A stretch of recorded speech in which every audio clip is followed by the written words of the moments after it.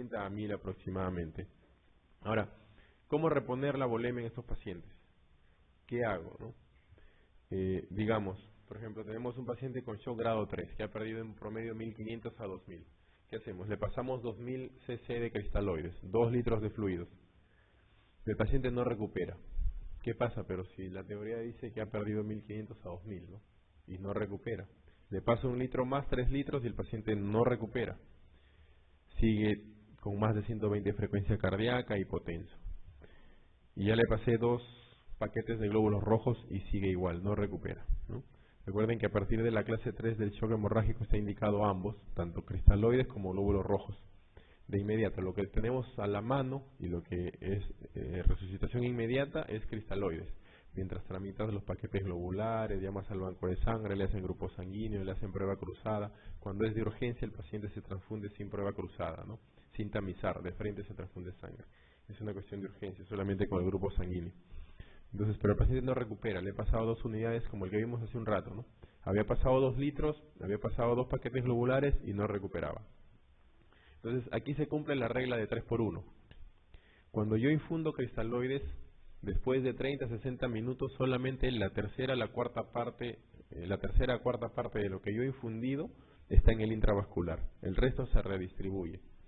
Entonces, por cada litro o por cada 100 cc, como quieran tomarlo, de sangre que se pierde, se deben reponer 300 cc, ¿no?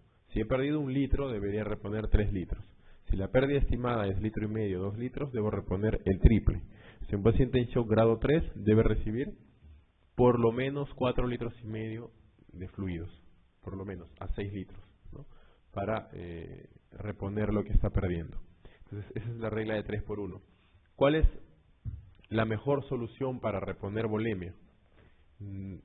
Cristaloides. De los cristaloides hay varios, ¿no?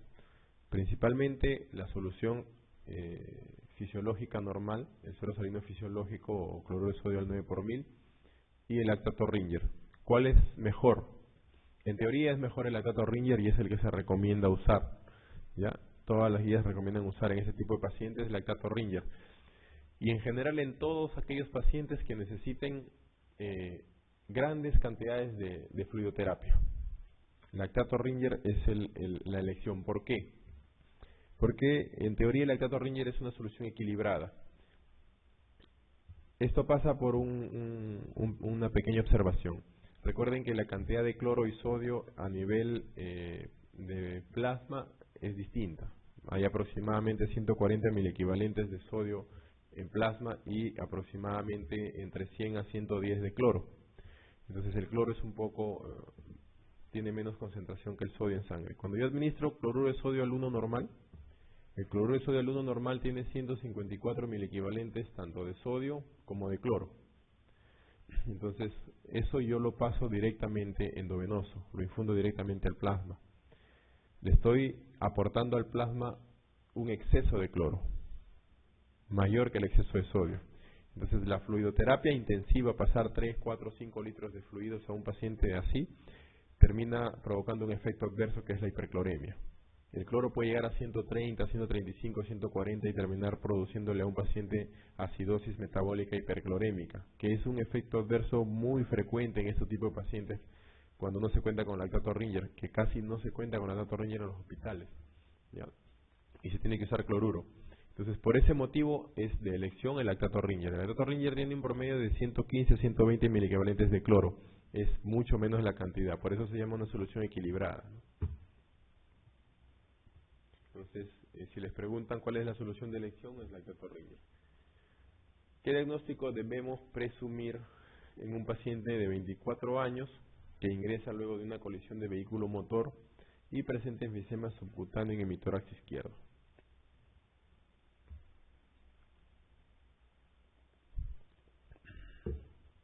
El enfisema subcutáneo suele ser secundario en general a rotura pleural, escape de aire desde el parénquima pulmonar hacia el tejido celular subcutáneo. Para que se haya producido enfisema subcutáneo es necesario que se haya producido un neumotórax, por lo menos, y eso implica trauma torácico, ¿ya? Cual sea la causa del trauma torácico, puede ser una lesión penetrante, y más frecuentemente fracturas costales, ¿no? Fracturas costales que produzcan contusión pulmonar, que produzcan lesión pleural y eventualmente terminen produciendo neumotórax y esto termine produciendo enfisema subcutáneo. Recuerden que las costillas rompen la pleura de fuera hacia adentro, ¿no? Se rompen pleura parietal, rompen pleura visceral, sale aire hacia la cavidad pleural y sale aire hacia el tejido celular subcutáneo. Entonces, la respuesta es la clave A, ¿no? ¿Por qué se produce el enfisema subcutáneo? Puede ser secundario a lesión de una vía aérea, una lesión pulmonar y más raramente por explosión. Cuando el enfisema subcutáneo tiene necesidad de ventilación positiva para poder resolverse, debería ponerse con mucha premura un tubo de toracostomía, ¿no? Sobre todo cuando hay neumotórax a tensión. Ahora, estos son los hallazgos que ya hemos visto. Es bueno repasarlos. Miren, las fracturas costales se relacionan siempre, casi siempre, con contusión pulmonar, ¿no? Esos pacientes deben ser observados. Recuerden que una fractura costal no se trata con instrumentos de fijación, tampoco se suelda ni nada por el estilo, solamente se observa. Los pacientes con bolet costal o tórax inestable, el tratamiento simplemente es sedonalgesia y reposo de la caja torácica. Recuerden que cada vez que un paciente con tórax inestable respira, tiene riesgo de contusión pulmonar, tiene riesgo de lesión pleural. Entonces, lo que se hace con ese tipo de pacientes es intubarlos, sedarlos, aplicarles relajantes musculares, de tal manera que hay reposo muscular, reposo de caja torácica durante algunos días hasta que el tórax se estabilice, las costillas se empiecen a soldar, y luego el paciente sale de la ventilación mecánica y puede volver a respirar espontáneamente, ¿no? Ese es un proceso en realidad bastante largo, ¿no? Y se hace en de cuidados intensivos. Si hay fractura costal a partir de la 9ª costilla, siempre sospechen en lesión abdominal, y el ensanchamiento mediastinal, se lo repito reiterativamente, es indicativo de lesión de grandes vasos, ¿no? Principalmente ruptura o desgarro de aorta. Entonces, vamos a ver lo que les dije hace un rato, cómo se clasifica el Fisher. Tenemos un paciente con un hematoma intracraneal, secundaria a una hemorragia subaracnoidea. Sin embargo, la sangre está metida en el ventrículo y está metida en el parénquima cerebral, ¿no? ¿A qué Fisher corresponde? Les hablé sobre el Fisher 1, que era no se observaba sangrado no se observaba simplemente sangrado, no es que no haya, simplemente no se observa en la tomografía. El Fisher 2, con una zona de sangrado muy delgada, menor de 1 milímetro, y el Fisher 3 con usualmente es una hemorragia subaracnoidea difusa, ¿no? Con zonas de sangrado menores a 1 milímetro. Ese es el que normalmente puede identificarse por tomografía, a partir del Fisher 3. Y el Fisher 4 es demasiado evidente, es hemorragia subaracnoidea difusa, con invasión parenquimal y con invasión ventricular. La sangre está volcada en el parénquima cerebral y está metida en todos los ventrículos, ¿no? Entonces, el grado, el Fisher de este paciente es un Fisher 4, ¿no? Grábense en realidad la clasificación de Fisher es un poquito más compleja de lo que está acá. Sin embargo, este cuadro la resume para términos prácticos bastante bien. El grado 1 no hay hemorragia subaracnoidea en la tomografía. El grado 2 es una hemorragia fina, el 3 es una hemorragia más gruesa, el punto corto es 1 milímetro, y el 4 es una hemorragia intraparenquimal o intraventricular, ¿no? Cualquiera de los dos es un Fisher 4. ¿Para qué sirve el Fisher? Observen el título acá, el Fisher sirve para evaluar el riesgo de vasoespasmo. Este estudio lo hizo obviamente Fisher y evaluó y él encontró que en los primeros dos niveles de Fisher, el riesgo de broncoespasmo era menos del 5%, o sea, un riesgo mínimo de broncoespasmo. Y en los otros 2, 3 y 4, el riesgo de vasoespasmo era más del 95%. El riesgo es altísimo, ¿no? Recuerden que el vasoespasmo es una de las principales causas de mortalidad en este tipo de pacientes o de secuela neurológica después del resangrado. Esa es la descripción que hizo Fisher. Aquellos en los que no se encontró sangre en espacio subaracnoideo o se distribuyó difusamente, la aparición de vasoespasmo fue muy infrecuente, menos de 5%, y en aquellos pacientes que presentaron coágulos mayores a 5 por 3 milímetros o a una capa de sangrado mayor a 1 milímetro, tuvieron un riesgo de vasoespasmo de más del 95%, ¿no? Aproximadamente 96%. Entonces, que quede claro que el Fisher sirve para estimar el riesgo de vasoespasmo, no es una escala pronóstica. La escala pronóstica, hay dos escalas pronósticas, hay una escala más también en realidad de hemorragia subaracnoidea, las que más se usan es la Handy-Hess y la clasificación de la Federación Mundial de Neurocirujanos. El Handy-Hess no es muy difícil de aprender en realidad. El primer grado de Handy-Hess es un paciente casi asintomático, ¿no? O con cefalea leve, con ligera rigidez de nuca. Recuerden que existe en hemorragia subaracnoidea algo que se llama cefalea centinela. La cefalea centinela puede aparecer hasta 8 semanas antes del evento de la rotura neurismática, ¿no? De pronto un paciente siente una cefalea banal, pero por ahí cefalea, náuseas, vómitos. No le hace un examen y no hay nada, pero no dura más allá de algunas horas esta cefalea. Y no se le toma mayor importancia. En realidad hay que tener un índice de sospecha clínica muy alto para saber que esta cefalea pues en realidad no es una migraña o una cefalea tensional o una cefalea mixta o de otro tipo, sino es una cefalea centinela, ¿no? ¿Quién puede imaginar que una cefalea actualmente es una cefalea centinela y que entre las siguientes 8 semanas vas a tener una rotura neurismática? Probablemente nadie, ¿no? Pero está descrita la cefalea centinela.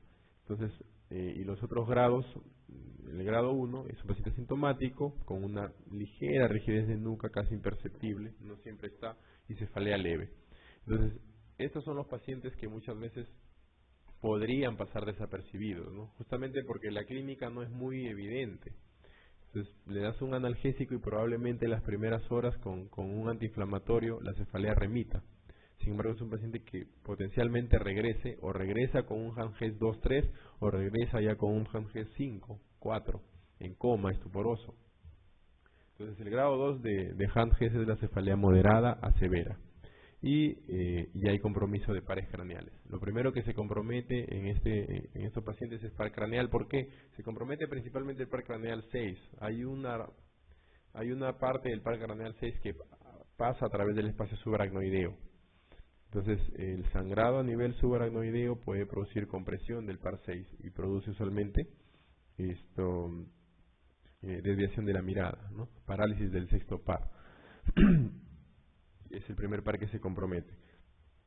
El Handy-Hess 3 ya aparece déficit focal discreto, ¿no? Letargia, confusión. El déficit focal en este tipo de pacientes es porque se empieza a herniar una parte del hemisferio cerebral. Vamos a ver más adelante los síndromes de herniación, ¿no? Entonces ya el sangrado es más grande, el sangrado es mayor y empieza a haber compromiso motor, ¿no? Hemiparesia, hemiplegia, puede ser leve todavía en el 3 y el paciente ya empieza a estar un poco letárgico, un poco confuso, pero todavía despierto. Pero miren que el Glasgow va bajando, ¿no? No hay una estimación del Glasgow para esta escala, simplemente es una estimación subjetiva. En el grado 4 el paciente ya está estuporoso y el déficit motor es severo. De pronto el paciente solamente estaba con una hemiparesia muy ligera y se torna con hemiplegia, ¿no? Hemiplegia más estuporoso, más soporoso, eso es el grado, el Handy-Hess grado 4, ¿no? Y en el grado 5 si es un paciente en coma profundo, Glasgow 4, Glasgow 3, puede tener rigidez de descerebración, un paciente que está agónico, ¿no? Solamente en esos pacientes no se hace mucho ya por estos pacientes. Esta es una escala pronóstica. La mortalidad a partir del grado 3-4 es bastante alta, ¿no? La sobrevivencia es escasa. Y la escala mundial de neurocirujanos que contempla el score de coma de Glasgow en su clasificación, ¿no? Va del 0, no hay nada, al grado 5, ¿no? A medida que avanza la clasificación de la Federación Mundial de Neurocirujanos, el Glasgow cae, ¿no? Empieza con un Glasgow de 15, los siguientes 2 y 3, el segundo y tercer grado, el Glasgow no cambia, un paciente confuso, Glasgow 13, 14, en el grado 4 ya el Glasgow baja a 7, 12 y un paciente en coma profundo, un paciente con Glasgow 5, con un grado 5 de esta clasificación, ¿no? Y el otro parámetro es el déficit focal mayor. que no está presente en los primeros 2 grados, es leve, y aparece ya a partir del tercer grado, ¿no? En el grado 4 y 5 puede o no estar presente. Recuerden que ya es un paciente que está soporoso, en coma probablemente, difícil de evaluar si tiene compromiso focal. Entonces, ¿alguna pregunta al respecto, chicos? Entonces, de lo que deben captar en esta parte es que el Fisher es un score para determinar riesgo de vasoespasmo, 5% en los primeros 2 y más del 95% en el grado 3 y 4. Y la escala de Hand-Hesse de la Federación Mundial de Neurocirujanos es para determinar pronóstico, ¿no?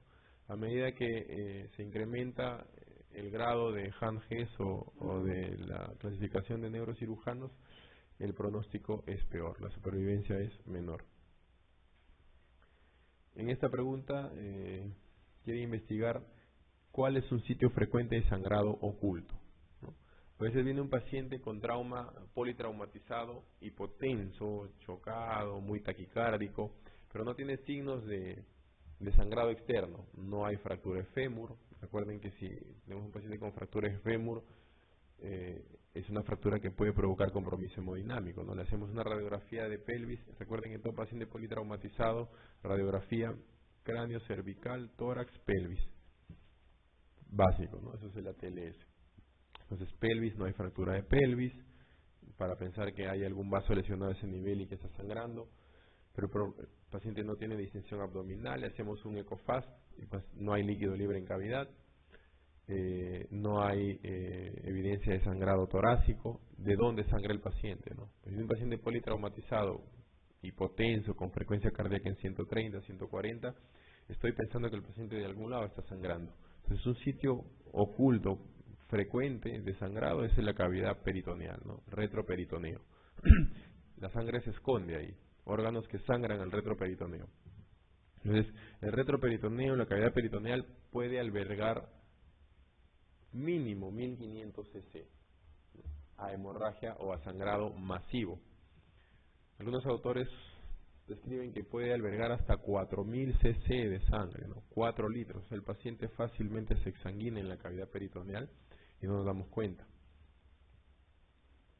Miren lo que otras zonas, o sobre todo fracturas óseas, pueden provocar, ¿no?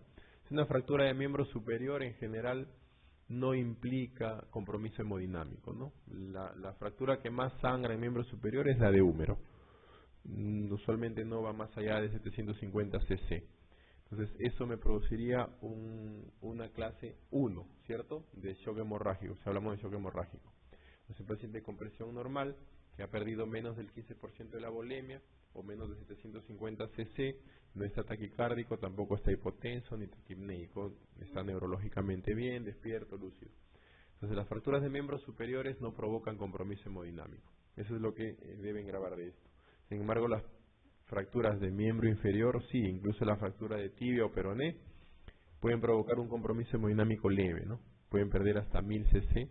Imagínense que es de ambos miembros inferiores, ambas tibias, puede provocar un compromiso hemodinámico serio, ¿no? Se pueden perder hasta 2000 cc de sangre en una fractura de ambas piernas. Si consideramos que pasa esto, puede llegar hasta un shock grado 3 por lo menos. Y una fractura de fémur por sí sola puede perder hasta 2000 cc. Entonces, la fractura de fémur por sí sola puede implicar compromiso hemodinámico. La fractura de pelvis sí puede ser 1000 a masiva. Recuerden que por la pelvis pasan los vasos ilíacos. La fractura de pelvis puede implicar rotura de alguno de los vasos ilíacos y producir compromiso hemodinámico serio, severo, ¿no? Sangrado masivo. Entonces, la hemorragia interna aproximada en pelvis y retroperitoneo, más de 1500, ¿no? Usualmente más de 1500, hemorragia masiva, usualmente. Ahora, si tenemos el caso de una paciente obstétrica, politraumatizada, que está con compromiso hemodinámico, obviamente en todo paciente politraumatizado con compromiso hemodinámico, lo primero que hay que pensar es que el paciente está sangrando de algún lado y hay que buscar de dónde está sangrando, ¿no? Si no está sangrando por fuera, algo que podamos ver, está sangrando de adentro de algún lado. y debemos investigar cómo fue el accidente para más o menos tener una idea de la cinemática del trauma y ver qué pasó, qué se lesionó, qué se golpeó, revisar al paciente en busca de lesiones contusas en piel y ver si fue un trauma torácico, un trauma abdominal o trauma tóraco-abdominal. En general, en una gestante, recuerden que en los últimos meses de embarazo, el útero comprime la vena cava. El útero comprime la vena cava inferior y eso eventualmente disminuye el retorno venoso y hace que las embarazadas estén para ese tiempo con edema en miembros inferiores, sobre todo vespertino.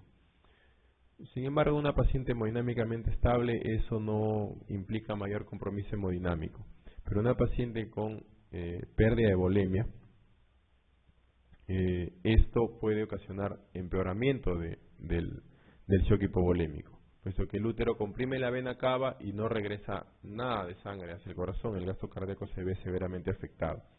Normalmente, ¿qué se hace en estos casos? ¿Cuál es la recomendación para las gestantes? Ponerlas en decúbito lateral izquierdo, ¿no? El decúbito lateral izquierdo libera la vena cava del útero y mejora el retorno venoso, y eso puede disminuir el shock hipovolémico en esos pacientes, ¿no? Ahora, ¿qué hacemos si esta paciente no se puede girar? Recuerden que un paciente politraumatizado se sospecha de lesión de columna vertebral hasta no demostrar lo contrario, ¿no? Es un paciente que va a ser trasladado inmovilizado en una tabla rígida. Entonces, ¿qué hacemos si es eso? Hay alternativas, ¿no? Veamos. Entonces, la principal es decúbito lateral izquierdo, ¿ya? Si la paciente no se puede rotar porque necesita inmovilización vertebral, normalmente esto es manejo de los paramédicos, ¿no? Del manejo prehospitalario. La paciente se le puede colocar una almohadilla de más o menos 10 o 15 centímetros de altura del lado derecho del cuerpo. En caso no se pueda hacer esto, la paciente podría elevar la pierna derecha y al flexionar la pierna derecha, eso hace que el útero se tire del lado izquierdo y mejora el retorno venoso. Y eventualmente, si no se puede hacer ninguna de estas maniobras, lo único que queda es de forma manual tirar el útero hacia el lado izquierdo, ¿no? Para mejorar el retorno venoso. Entonces, todas las maniobras están dirigidas a eso, ¿no? A evitar la compresión del útero sobre la vena cava para mejorar el retorno venoso y mejorar el gasto cardíaco. Bueno, la pregunta 20 dice, ¿qué deberíamos sospechar en una paciente con traumatismo cráneoencefálico que ingresa con otorraquio? Hay algunos signos ominosos, ¿no?, que nos hacen pensar en fractura de base de cráneo. Uno de ellos es la otorraquio. Entonces, la salida de líquido cefalorraquídeo a través del conducto auditivo externo nos hace pensar seriamente en que hay fractura de base de cráneo, ¿no? Es más, definitivamente hay una fractura de base de cráneo cuando vemos salida de líquido a través del conducto auditivo externo. Y no solamente salida de líquido cefalorraquídeo. Muchos pacientes pueden tener sangrado a través del conducto auditivo externo. Eso también es, si es que no identificamos lesiones de pabellón auricular, indicativo de una fractura de base de cráneo, de base media. Pero ¿qué pasa si no encontramos ni siquiera ni otorraquia ni sangrado a través del conducto auditivo externo? Evidentes a la luz, ¿no? La ectoscopía. Estamos en la obligación de examinar conducto auditivo o tímpano con un otoscopio y buscar la presencia de hemotímpano. Muchas veces la sangre está contenida en el tímpano. Recuerden que para que salga líquido cefalorraquídeo o para que salga sangre a través del conducto auditivo externo, la membrana timpánica debe haberse roto, ¿no? Entonces, ¿qué pasa si no se rompe? La sangre está contenida ahí, hago yo una otoscopía y está ahí la sangre contenida y hemotímpano. Es otro signo sugerente, ¿no? Entonces, la clave aquí es la C. Y miren esto, otros signos sugerentes son, bueno, los ojos de mapache, que es lo más frecuente que podemos ver en fractura de base anterior, y rinorrea, ¿no? Rinorrea clara en un paciente con trauma cráneoencefálico me hace pensar en que esto es líquido cefalorraquídeo, ¿no? El paciente tiene fractura de base de cráneo. Este es el signo de Battle, ¿no? Un hematoma retroauricular o un hematoma sobre el mastoides. El signo de Battle es sugerente de fractura de base media de cráneo y esto es hemotímpano, lo que les comentaba, ¿no? Entonces, En conclusión, tenemos varios signos. Es sangre en el conducto auditivo externo, hemotímpano, o sea, investigar, hay que buscar en este tipo de pacientes, ¿no? La ausencia de algo no implica que no haya lesión, ¿no? Sino que hay que buscarla. Entonces, rinorrea es otro signo frecuente. Otorrea, ojo de mapache, que es hematoma subcutáneo en gafas, y el signo de Batter, ¿no? Este es el hematoma subcutáneo en gafas, que es los ojos de mapache, sugerentes de fractura de base anterior de cráneo. ¿Alguna pregunta, chicos? Todo claro.